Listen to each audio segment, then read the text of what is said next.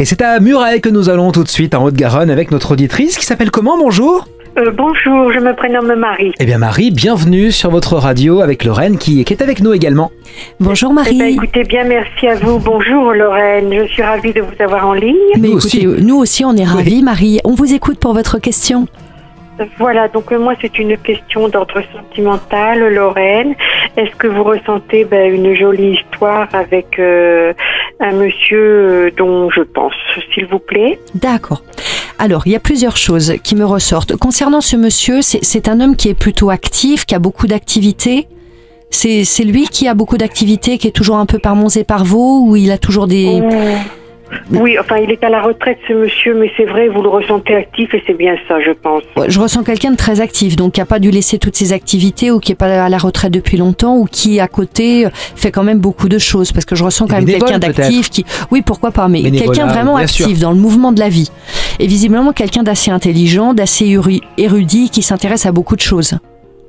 Oui. Hein, parce qu'on me dit que vous concernant vous êtes quelqu'un qui aimait les hommes de toute façon érudits, que vous êtes une femme assez ouverte, qui vous intéressez énormément, que vous avez aussi le sens des belles et des bonnes choses et un vrai goût pour l'esthétisme. Il y a quelque chose comme ça chez vous de très intellectuel, de très, je sais pas comment expliquer ça. Voilà, vous aimez les belles et bonnes choses, mais vous intéressez aussi à un esprit très ouvert. Quelqu'un mais qui voilà, vous apporte quelque chose. Oui, aussi. voilà. Je sens que cet aspect de l'éveil intellectuel me ressort quand même très fortement. Oui. Hein. Donc par rapport à ce monsieur, oui, par contre j'ai l'impression que c'est pas quelqu'un, donc c'est quelqu'un qui n'habite pas votre région, hein, c'est ça. Hein. Tout à fait, c'est ça. Et j'ai l'impression qu'il n'est pas dans la capacité, par contre, lui, de quitter la région dans laquelle il se trouve. Ah. Je le verrai pas dans. Ça se peut, hein. Je le vois pas du tout dans la possibilité à l'heure actuelle, comme s'il était retenu justement par des activités qu'il a en cours, ou il est retenu par des choses qui font qu'il ne pourrait pas se rapprocher géographiquement de vous.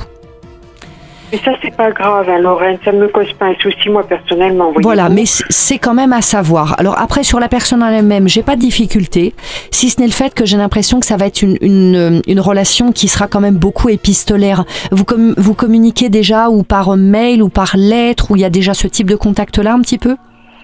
C'est-à-dire que là, malheureusement, Lorraine, depuis quelque temps, je n'ai plus de nouvelles. D'accord. C'est pour ça que je me permets de me rapprocher. Voilà, vous voyez, c'est par rapport à ce que je vous disais, c'est quelqu'un qui a beaucoup d'activités, beaucoup de choses en tête, et c'est pour ça qu'il n'est pas... Pour moi, ça n'a rien à voir avec vous directement, mais c'est un homme qui est occupé, toujours par monts et par vaux. Vous voyez, il a d'autres choses dans la tête en ce moment. C'est surtout ça. Mais pour moi, vous en aurez quand même de nouveau des nouvelles. Ça fait pas quand même très très longtemps que vous n'en avez plus de nouvelles. Oh que si, Lorraine, ça fait combien de temps malheureusement. Ah d'accord, des années, mais c'est marrant. Vous devez toujours être dans son cœur, dans ses pensées, parce que moi c'est justement parce qu'il est toujours peut-être présent dans les vôtres. Hein. C'est comme j'explique aux personnes. Moi, si vous voulez, une personne peut vivre seule, mais si elle a quelqu'un dans la tête, la personne va me ressortir, et vice versa. Si on vit avec quelqu'un, mais que la personne est finalement seule au fond, la personne qui l'accompagne ne me ressortira pas. Donc par rapport à lui, peut-être que vous devriez tenter de lui renvoyer un petit message, quelque chose comme ça, pour avoir de ses nouvelles. Mais c'est un homme qui est très pris. Encore une fois, qui n'aurait pas la possibilité de venir. Par contre, je pense que vous pouvez avoir des échanges épistolaires, donc vraiment des échanges par l'écrit. Aujourd'hui, je n'ai pas de nouvelles rencontres pour vous.